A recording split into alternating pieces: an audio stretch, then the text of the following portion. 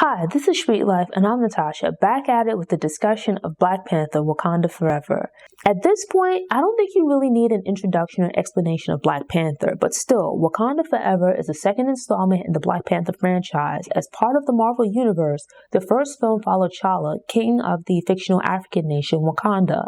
While the true nature of the country was hidden from the outside world, the country is technologically advanced due to having harnessed the power of vibranium, a fictional metal with the ability to store and manipulate energy.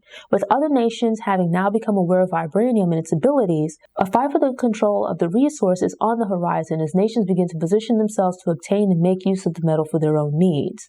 Unfortunately, due to the passing of Chadwick Boseman, he couldn't be the Black Panther anymore. There had already been talk about a second Black Panther film, but I'm not sure how far things got before Boseman passed away. With him arguably being the star of he was the star of the first movie, I was curious to know how the filmmakers were going to handle his death and unavailability. What role, if any, would he play in this film? Having now seen the movie, I felt they addressed this issue very well. Instead of just working around his death or glossing over it, it's addressed fairly head-on early in the film. The film opens with T'Challa being gravely ill, and his sister, Princess Shuri, and everyone else is trying to use their skills and Wakanda's technology to develop a solution to save his life. Unfortunately, their efforts prove fruitless and T'Challa passes away. Having been the king, and this being a Black Panther movie, the funeral procession is incredible. The main characters and a host of extras are dressed in all white. While it's a sad event, the dancing and singing make the moment joyful and celebratory. It reminded me of New Orleans second line tradition and the general Black homegoing celebration of life rather than a sad funeral. There's a beautiful mural on the side of a building in Wakanda depicting Chadwick Boseman that serves as the backdrop for two drummers. The pulsating music combined with everyone stepping and singing on beat was a vibe. The film's beginning, though conveying a sad event, became an incredibly touching tribute. My theater was quiet during these moments, and when clips of Boseman began to flash across the screen along with the official Marvel tribute, I found myself experiencing that itchy throat feeling. It was a beautiful moment, and much respect to Marvel for the way they handled this sensitive topic. Unfortunately, with the death of King T'Challa and the realization of the power of vibranium, members of the United Nations are now pushing Wakanda to make the use of vibranium available to other countries. But given its power, Queen Ramonda recognizes the potential danger, as this was part of why they kept it a secret up to the point of the first film.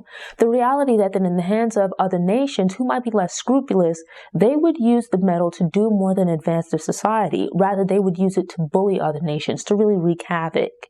It's in line with history, if you consider the real history of Africa, these European nations coming in and taking their resources. Wakanda stands to have us imagine how the continent of Africa might have developed and become an incredibly technologically advanced society by virtue of being able to keep and use their resources for their own benefit. Incredibly intelligent and a tech whiz, Shuri did all she could to save T'Challa but fell short. Angry about her brother's death, she's consumed by an grief. Seeing this, her mother tries to help her cope with the loss, but their conversation is interrupted by Namor, ruler of an underwater kingdom, Atlantis. His appearance is marked by these underwater people just popping up out of nowhere. As someone with a fear of open water, it was terrifying to see these random blue people just jumping out of the water throughout the film, right? Not just the first time, but every time they would appear, oh my God, here they go again. King T'Challa revealed the existence of vibranium to the world. It turns out that this kingdom also has vibranium, and America and the rest of the world are now trying to locate this resource. Recognizing the danger to his kingdom, Namor has come to Wakanda to demand that they clean up the mess they created. He wants the scientist who's created this vibranium detector to be found and handed over to him. So Wakanda has these council meetings, which seems to be the leaders of various villages. But it's an opportunity, which we saw from the first film, to see them gathered wearing different styles of African dress, right? Each one is kind of tied to different tribes and things like that. It's a way of weaving African culture into the movie, which I think is something that really appealed to a lot of people in the first film. And we see it here again. So it's like from different styles of headdresses. I don't know what the official name for it is, but it's like, these people that have what appears to be like dreadlocks, but they cover it in, I think it's like clay or something like that. So just like the styles and traditions of different African cultures, just the way that it's all woven together, I thought really, really beautiful in both the first film and this one as well. So Namor wants them to capture this scientist who's developed a vibranium detector. And so Shuri and the general kind of take on the assignment that they're going to go to America to find the scientist. And with the two of them, actually, there's like various moments throughout the film where, sure, you have the action and stuff like that, but it's like this witty banter between the two of them. Sometimes I don't quite like the dialogue in Marvel movies. I think it can be kind of hokey, but I like it here. There's not an over-reliance on technology. It doesn't take precedence over the acting, so it's like things don't just randomly explode to make up for a weak storyline. And also the interplay and dialogue between the characters is very good. The music as well as the visuals are really good. And so with that, I really love this movie. I was surprised by how much I liked it because honestly, I wasn't the biggest fan of the first film, and excluding Iron Man and some of the Spider-Mans, I haven't enjoyed most of the Marvel movies. I love the 90s cartoons more than the DC cartoons, but thus far, I've loved the Batman movies more than the Marvel movies.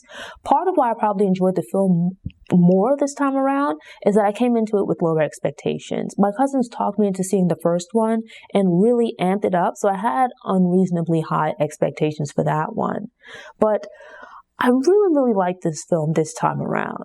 Chadwick Boseman and Michael B. Jordan were the leads in the first movie, and much of the story revolved around them and their interactions. But this time around, it felt more like an ensemble cast, and excluding maybe M'Baku, the leads this time around were predominantly female. I don't mind the blend or mix or what have you. It's just that in the first film, so much of the film was focused on T'Challa and Killmonger that there wasn't a chance for the other characters to be developed as in depth. But here, I felt like each character, they added something different to the mix.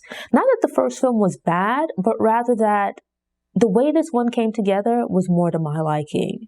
So the people from Atlantis, they just continue to pop about the ocean, and like it terrified me. Then they had like whales and stuff, and I think whales are like scary as hell, right?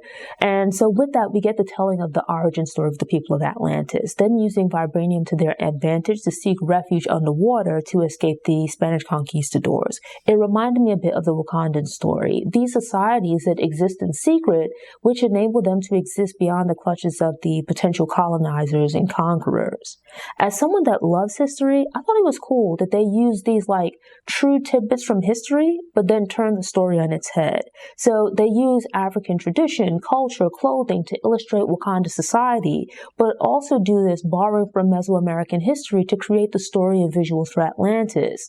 Seeing the underwater city of Talokan was like seeing Wakanda for the first time. Just the whole backstory, the blending of history into fiction was great. The scenery is incredibly creative, and I was impressed by the imagination that it would take to put something like that together. I'm going to say I love Wakanda and what it stands for, but after Namor's breakdown of fighting to keep his people free and safe, I wanted Shuri and the team to get down with him. He was making sense when discussing the coming fight for vibranium. By this point, outside forces are already trying to breach Wakanda to obtain vibranium. They were fortunate to fight off the small contingent that was sent this time early in the film. What about next time? What about a full-scale army trying to grab up their resources? But at the same time, I would lean more towards find the scientists, but don't kill them. Instead, have the scientists come and work for you. That's like a good compromise, right? And a better long-term plan. As we see, Wakanda is trying to do the right thing, operating morally and whatnot. But as Namor points out, America and the other nations would have absolutely no issue with infiltrating them to take over. Countries have always fought other countries for resources. So it's like, just nip that whole thing in the bud. Like, push them off your vibranium real quick. I like that Shuri and Namor were able to relate to and understand each other, and using their sense of loss, because death is a topic that pervades the film, it was incredibly relatable. Here it is that you have these two communities that with this resource outside and beyond the reach of the outside world unlike in our reality, they've been able to flourish. It makes you wonder about what could have been. Now, I thought the scene of Namor gliding down to the Talokan throne with the headdress on was like incredible. Honestly, Namor's vibranium jewelry and outfit were pretty cool, except for like the green wrestler drawers. Like those should have been something else. On the whole, I love the costumes as they were based on these traditional styles of dress from different cultures, and it's like bright, vivid colors. The special effects and fictional technology were okay, but I most like the visuals and environments, like the outfits of Wakanda and Talokan. So this review is a bit different from my approach to most other movies. With other films that have been out longer, I dive into them more deeply to analyze different factors. But given that this is a very new film, I don't want to spoil it for anyone. So I just wanted to take a little bit of time to briefly discuss the things that I enjoyed most about the film. Have you seen Wakanda Forever? If you have, what did you think? When possible, I like going to the movies around like 10 a.m. in the morning, especially since COVID. It typically allows me to buy tickets at matinee prices. I don't have to worry about them being sold out. I have my choice of seat. Most often, I don't have to sit next to anyone, so I can record my voice notes without disturbing anyone. Not to mention, I can leave the theater, grab lunch, and still have the rest of the day to get stuff done. I rarely buy tickets in advance, but with this movie, I finally buckled down earlier in the week to buy tickets. I wanted to see the film in Dolby Atmos, but by the time everything was either like sold out, I couldn't get two seats next to each other, or like the time wouldn't work for me. Driving to the theater for our 9:30 a.m. movie, I showed my mom in the theater's app how many showtimes were either sold out or had only undesirable seats left. The parking lot was full when we got there, but the theater's lobby was normal. The lot was full and the line was out the door when we left sometime after 12. I'm certain that this is going to be another box office smash. I hope that with that success, it fully eradicates the ridiculous idea that people around the world are less willing to view movies about characters or starring actors who are Black. Great movies are great movies, and I think most people are willing to check things out that are exciting and or interesting. Just give filmmakers and actors a chance if they're putting together good projects and performances. Like, just judge the project on its own merit. Thanks for tuning in. To ensure you don't miss any episodes, subscribe to the channel, click the notification bell, and check out my movie review playlist. Go ahead and click that thumbs up button if you like what you saw, and go ahead and share it on social media.